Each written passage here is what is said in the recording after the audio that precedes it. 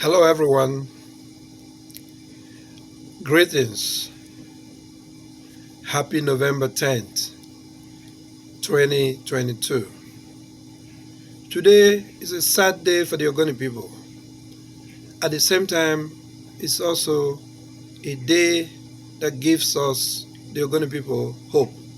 It gives hope to everyone who believe in the sanctity of the global environment. Today, November 10th, is the day Ken Saro-Wiwa and 8 other Ogoni kingsmen were murdered by hanging by the Nigerian government and Shell Oil, Royal Dutch Shell. What was he and others murdered for? He exposed the dangerous manner at which Shell Oil and other international oil companies were prospecting for oil, producing oil in Ogoni in particular, and Niger Delta in general.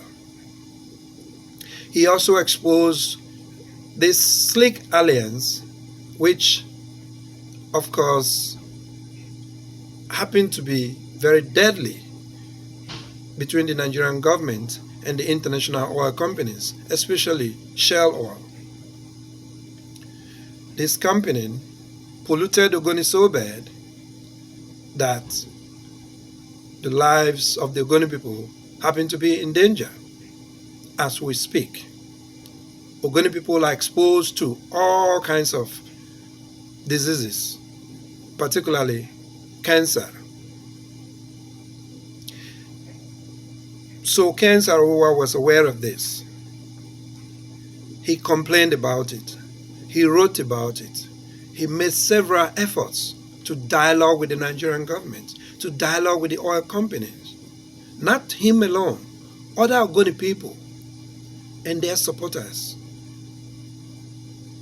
They tried concerted efforts. They seek or sought what was rightly Ogonis, royalty and rent that was due the Ogoni people for oil that were being mined from the Ogoni land. Nigerian government cannot wake up one morning, people who run Nigeria, especially the House of Fulanis, the Yorubas and the Igbos, not the common people, of course, so-called politicians in particular, rulers, who sit in the comforts of their houses, in the comfort of their offices, and use their pen to create laws, obnoxious laws, that stole the land of the Ogoni people, hence Ogoni wealth, Ogoni natural resources, from Ogoni land and other lands in the Niger Delta, simply because oil is found in this land. The same law does not apply to the Hausa land, where there is currently no oil. The law doesn't apply to most of Yoruba land, where there is no oil. The same law does not apply to most of Igbo land, where there is no oil. These laws, as obnoxious as they are, applied only to Ogoni land, Ijaw land, Ibibio land, and other lands where oil and gas are found in Nigeria. So they made these laws and claim that these lands belong to the federal government of Nigeria.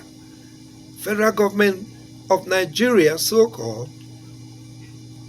run and mismanaged by these people, by this group of people who are so greedy.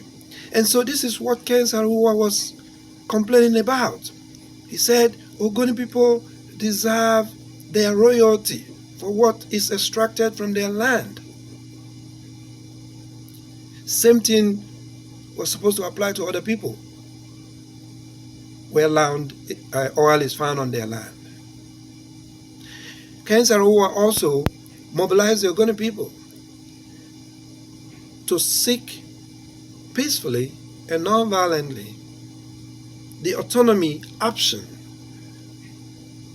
which means the Ogoni people demanded for a state of their own, so they will be able to use their economic resources to develop at their pace, since the Nigerian government and the Rivers State government, the very state that Ogoni is located, Rivers State of Nigeria, the federal government of Nigeria, they have shown a complete disability, call it, inability to assist the Ogoni people, to develop the Ogoni people in any shape or form.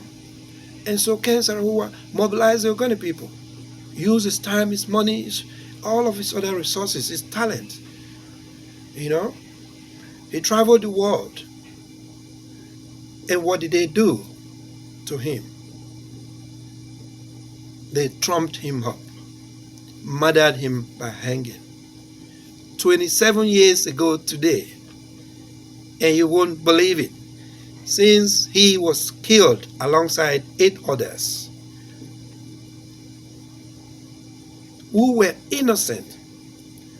But for Ken Saro-Wiwa's murder to be justified, they had to murder these people as well.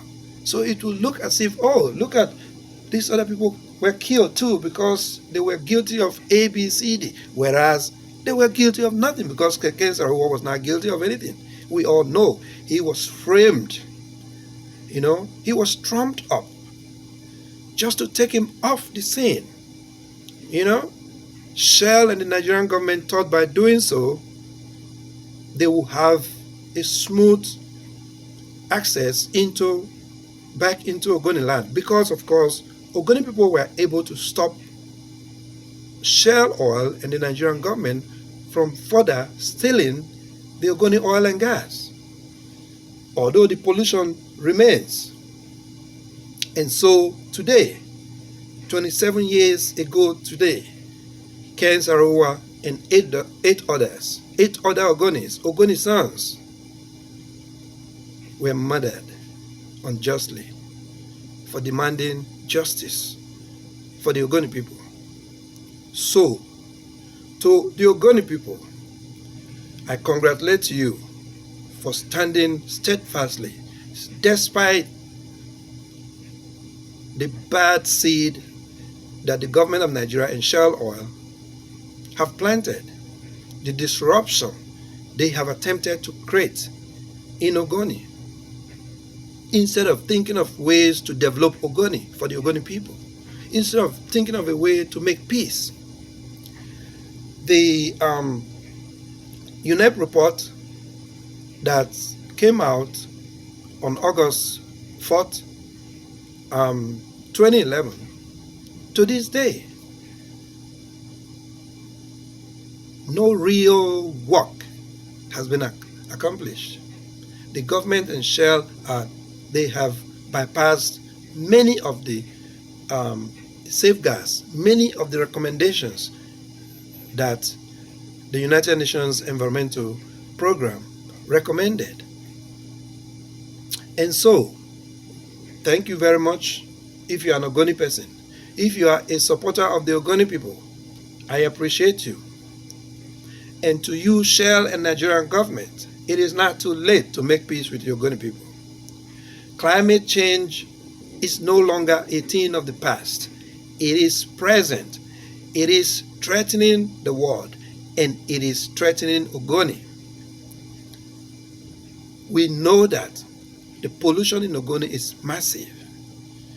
And so, to the international community, you cannot forget Ogoni people just like that. Please, help the Ogoni people. From this November 10th, henceforth, Ken Saro-Wiwa and 8 others, I am very grateful for what you did to the Ogoni people. Ken Saro-Wiwa, for the consciousness you raised, for your sacrifice, for the enlightenment, for the risks. Thank you so very much. I appreciate you. All of you, the Ogoni 9, I appreciate you for your sacrifice, for not accepting a bad deal from the government just to sell out the Ogoni people. You refuse to accept that you did what you did not do. Thank you very much.